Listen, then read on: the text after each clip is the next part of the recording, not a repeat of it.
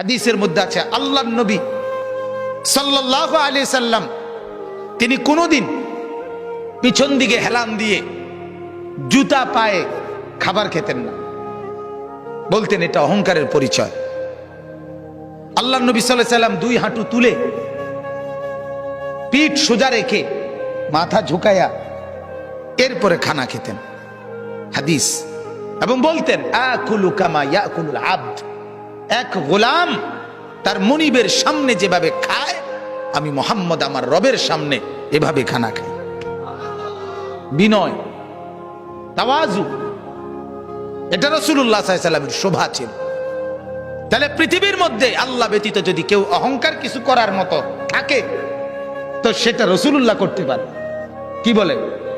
কারণ কোন যোগ্যতায় এক সুতা ওনার মধ্যে ঘাটতি নাই, বলেন না? যত যোগ্যতা কল্পনা করা যায় এর কোনটার মধ্যে উনার কোনো ঘাটতি ছিল? সৌন্দর্য, রূপ, আচার ব্যবহার, কথাবার্তা, জ্ঞান গরিমা, বুদ্ধিমত্তা, চলন বলন সবকিছুতে তিনি সেরা। তবুও তিনি কোনোদিনও অহংকার করেন। হাদিসের মধ্যে আছে আল্লাহর নবী সাল্লাল্লাহু আলাইহি সাল্লাম ডান দিক থেকে কেউ যদি উনাকে ডাক দিতেন, কথা বলতেন, তো আল্লাহর নবী পুরো চেহারা ঘুরাইয়া এভাবে তাকাইয়া কথা শুনতেন। যতক্ষণ ওই লোক কথা বলতো অতক্ষণ চেহারা ফিরাইতেন না। এটা তাওয়াজু, বিনয়। এমন না যে সামনের দিকে তাকাই আছে ওই বেটারে বলছে হ্যাঁ কবে না শুনতে আসি, তো এমন হয় না আমাদের। আল্লাহ রাসূল এটা করতেন না। কেউ হাতে মুসাফা করছে, নবীজি কখনোই নিজের হাত টেনে নিতেন না, ওই লোক যখন হাত ছাড়াইতো তখন ছাড়তেন। তাওয়াজু, বিনয় ছিল। তাহলে এই জন্য ভাইয়া অহংকার যে করবে না, আল্লাহ বলেন আমার জান্নাত তার জন্য। অহংকার কাকে বলে? আল্লাহর নবী বলছে দুই জিনিসকে। কয় জিনিসকে বলেন? এক নাম্বার বাতারুল হক, যত কিছু হক শরীয়তের বিধিবিধান এর যে কোনো একটাকে অবজ্ঞা করা, ফেলে দেওয়া, পরিত্যাগ করা, নিজের জীবন থেকে বাতিল করে দেওয়া, এটাই অহংকার। এই লোকটাই অহংকারী। এজন্য যত যুবক, যত মুসলমান নামাজ পড়ে না, সেজদা করে না, এরা অহংকারী। কারণ এটা হক, সত্য বিধান ইসলামের, এটাকে সে অস্বীকার করছে, অবজ্ঞা করছে। এই অহংকারী। যত শুদ্ধ কথাই বলুন, ডিগ্রি 18 কিসিমের ডিগ্রি লোক, কথা বুঝেন, সে আপনার অভদ্র। সেজদাবিহীন কোন মানুষ ভদ্র হইতে পারে না। নামাজবিহীন কোন সন্তান, কোন মানুষ ভদ্র হইতে পারে না, হতেই পারে না, হতেই পারে। আল্লাহ ইবলিসের পরিচয় বলছে কোরআনে। আল্লাহ বলছে ইবলিসকে জানো? ইবলিস সে যে সেজদাকারীদের অন্তর্ভুক্ত ছিল না। লাম ইয়াকুম মিনাস সাজিদিন, সেজদাকারী নয় যে, তার পরিচয় ইবলিস। অতএব দোস্ত, তুমি তোমার পরিচয় ঠিক করো। তুমি মানুষ কিনা না ইবলিস, সেজদার ভিত্তিতে প্রমাণ হবে, সেজদার ভিত্তিতে প্রমাণ হবে। ফারকু মা বাইনানা ওয়া বাইনাল কুফরি আস-সালাহ। আল্লাহর নবী বলেন আমি আর আমরা, ঈমানদার আর বেঈমান পার্থক্য নামাজ। কি? নামাজ, সালাত, নামাজ। আমি প্রায় বলি আগা কাটা না। আগা কাটলে মুসলমান, আগা না কাটলে মুসলমান না। না, আগা কাটার ভিত্তিতে কি না মুসলমানের হিসাব কিতাব। ওইটা একটা সুন্নত আমল, এটা একটা জরুরি আমল। কিন্তু মুসলমান আর বেঈমানের পার্থক্য সেজদা। কি বলেন না? সেজদা, সেজদা, নামাজ। প্রত্যেকটা বিধান। যে সুদ খায় সে অহংকারী, যে ঘুষ খায় সে অহংকারী, যে মিথ্যা বলে সে অহংকারী, যে অশ্লীল ছবি দেখে, নর্তকীর নাচ দেখে সে অহংকারী, যে মা বেপর্দা চলে ওই মা অহংকারী, যে বোন বেপর্দা চলে ওই বোন অহংকারী, যে বিবি বেপর্দা চলে ওই বিবি অহংকারী, যে ঘরে রঙিন টেলিভিশন চলে ওই ঘরওয়ালারা দেমাগি, অহংকারী। আর আল্লাহকে পরোয়া করে না। আর আল্লাহকে মূল্যায়ন করে না। আর আল্লাহ বলেন আমার সাথে যে অহংকার দেখায় কাসামতুহু, আমি তারে এমন ভাবে ধরি এক আছাড়ে আমি সোজা করি। আল্লাহ বলেন আমারে চেনো নাই, তো বোঝোই নাই আমাকে। ওয়ামা কাদারুল্লাহ হাক্কা কদর। আল্লাহ বলে আরে মানুষ তোমরা আমারে চেনো না, আন্দাজ করো না, আন্দাজ করবা। আমি রহম করছি, আমার নাম যেমন রহমান, আমারই নাম কাহার। আমার নাম যেমন রাহিম, আমারই নাম জব্বার। মনে রাখ, আমার দোনো নামের অর্থ শুনে নাও। আমার রহমান নামের অর্থ কি এটাও জেনে নাও, আমার জব্বার নামের অর্থ কি এটাও জেনে নাও। আমার রাহিম নামের অর্থ শোনো, আমার কাহার নামের অর্থ শোনো, তাইলে আন্দাজ করবা। আর আমি ভাগ করে রাখছি কখন আমি রহমতের আচরণ করব, কখন আমি কাহারের আচরণ করব, এটাও আমি ভাগ করে রাখছি।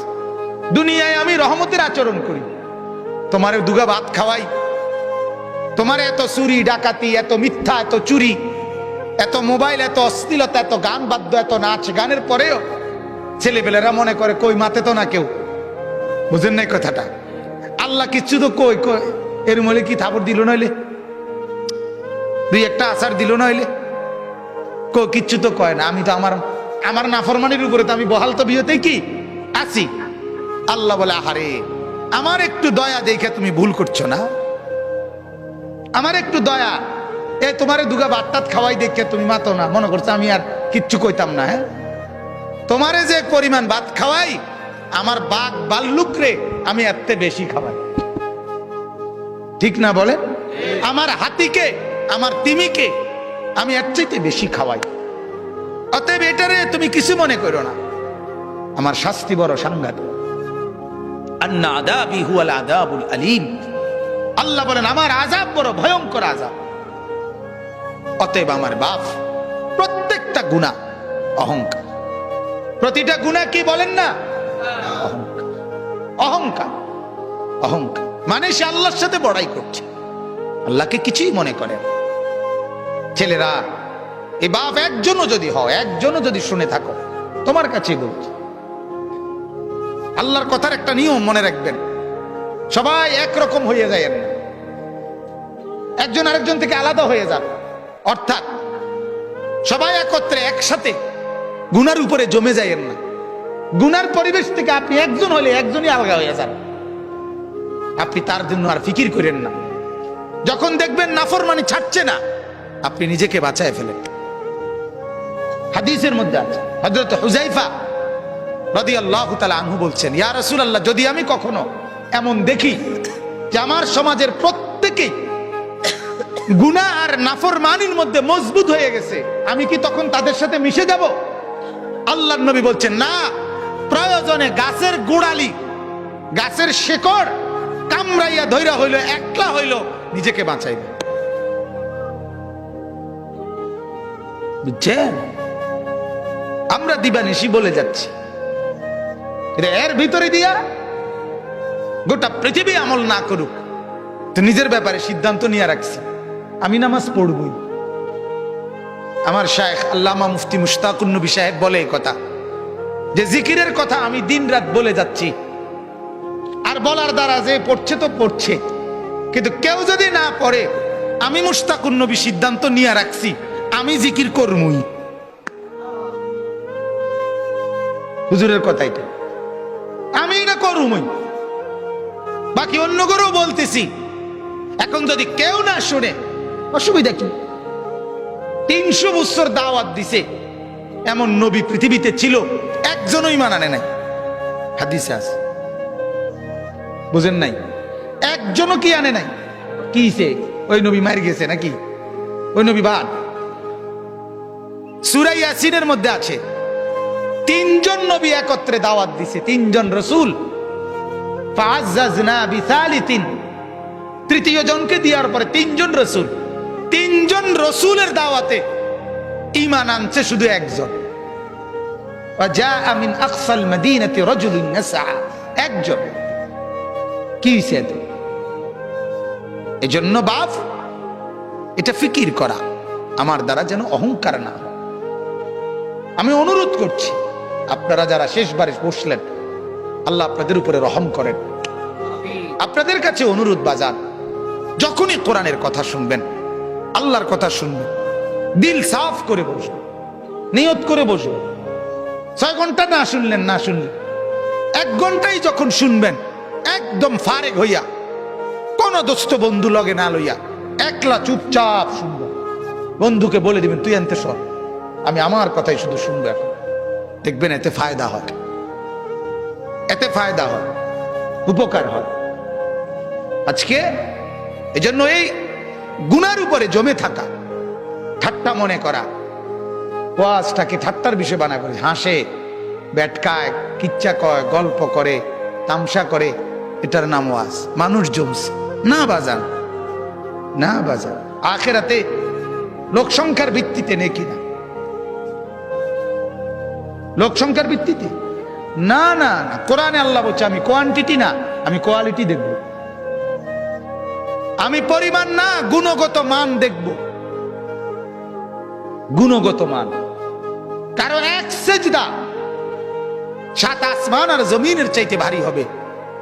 কারো 1 কোটি সেজদা ওজনে আসবে না। ওই যে সুন্নত মোতাবেক হয় নাই, কোরআনে আছে, ফালা নুকিমু লাহুম ইয়াউমাল কিয়ামাতি ওয়াজনা। কোন কোন নাফরমানের সমস্ত আমল ওজনে আসবে না, মানে এটা 1 কেজি হইতো না। এই জন্য ভাইয়া মাকসাদ স্পষ্ট হওয়া চাই। আমাদের ভিতরে ইখলাস দরকার, আমারও, আয়োজকদেরও, শূন্যওয়ালাদেরও, নাহলে কাঙ্ক্ষিত খরচ হয়। প্রতিটা মাহফিলে কষ্ট আছে, প্রত্যেকটা মাহফিল মেহনতের মাহফিল। এনে আইসা বক্তা হিসাবে শুধুমাত্র 1000 টাকা চুক্তি করে নিয়ে যাওয়া, এটার নাম জিন্দেগি না। এর পিছনে অনেক শ্রম ব্যয় আছে। তাহলে এটার একটা ফলাফল চাইতে হবে, কথা বলেন না? ফলাফল এটাই কি যে লোকেরা বললো তারার মাহফিলে লোক হয়েছে, এটাই ফলাফল, এটাই প্রাপ্তি? তারার মাহফিলে লোক হয়েছে না, এটাই অপ্রাপ্তি, এটা ব্যর্থতা। তাহলে প্রাপ্তি এবং ব্যর্থতা তো এটা না। কয়জন আল্লাহর বান্দার কলিজায় আখিরাতের মহব্বত আসছে, এটা দেখার বিষয়। কয়টা ছেলের ভিতরে নামাজের জজবা আসছে, এটা দেখার বিষয়। এই জন্য আমার অনুরোধ, আল্লাহ তাআলা বলে, বান্দা অহংকার করলে আমি জান্নাত দেব না, আর অহংকার না করলে আমার জান্নাত তোমার জন্য। আর প্রতিটা নাফরমানি অহংকার, অহংকার।